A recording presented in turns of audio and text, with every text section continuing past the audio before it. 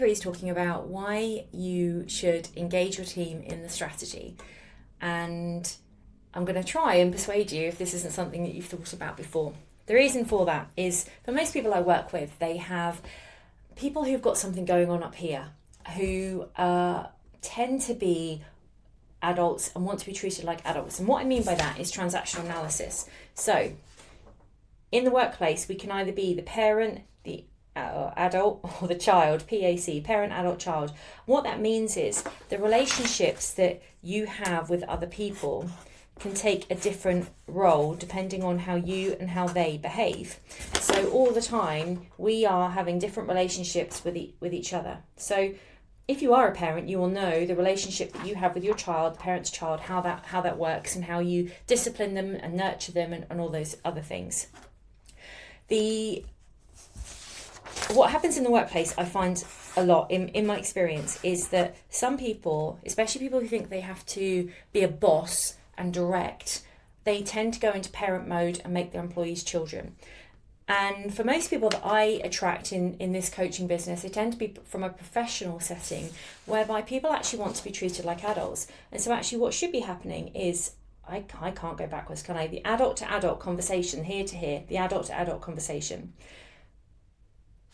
Because this isn't about hierarchy, this is about how we interact with each other and engage with each other. So this is how you are with your spouse or how you are with your adult siblings. It's the sort of the mutual respect that you have for each other.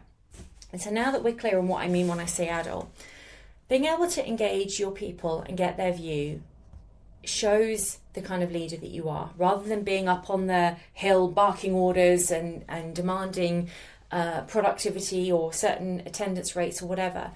A good leader is down in the troops with the troops, but that doesn't mean you see everything that your people see, that you don't experience everything that they experience. And so the interactions they're having with the customers, if they are external customer facing or within the internal organisation, all of those experiences, all of the experience they've got from other companies that they've brought here, are all going to have a level of difference to what you know. And so being able to get their view about where we are as a team and where we're going, and having that sort of strategic view around this is how we're going to develop this unit or this department or whatever. One, gets them thinking about the bigger challenges other than the blinkered world that they operate in. 2, it invites them to bring their opinions. It shows that you respect them. And 3, it also helps with, when you get to the end result of whatever that plan is, they're more likely to be engaged with it because they've gone through the journey. Even if they're not completely signed up to what the outcome is, they understand the pros and cons that are weighed up. They can see that it was a fair approach. I've seen examples where someone's taken the lead and they've said, right, this is the way we're going. And perhaps it's been to go and pursue a particular client and encourage sales in that area to make that client a bigger customer overall. And there might be somebody who hasn't had a good relationship with that client, but they've got a good relationship with another client over here and they think we should be pursuing this client. They might really struggle from a values or an ethics or whatever perspective to really get on board with pursuing this client. But if they haven't been through the journey of understanding why we got to that decision, what were the variable factors that led us to believe this client was the most important one, their emotional thinking is more likely to take over than their logical thinking.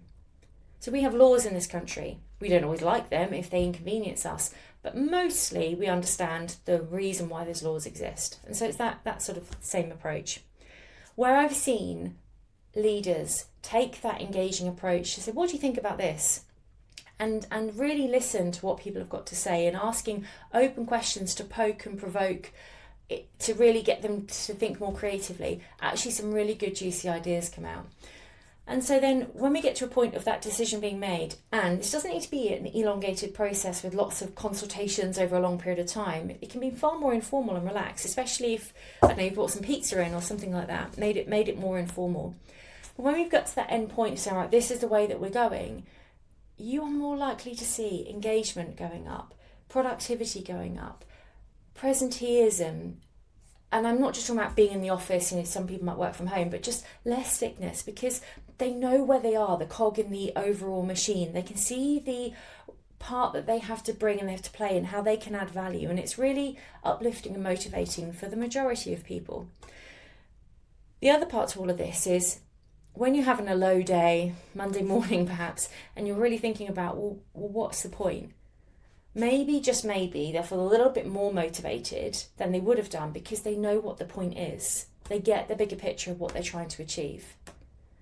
I've worked with people who are very numbers heavy, who are very driven by sales and bonuses, and that's on them. But not everybody is that way inclined. And so by giving them the broader purpose, rather than just assuming that, well, everyone's going to want to get sales or everyone's going to want to achieve extra holiday days or promotions or whatever. No, not everyone is like that.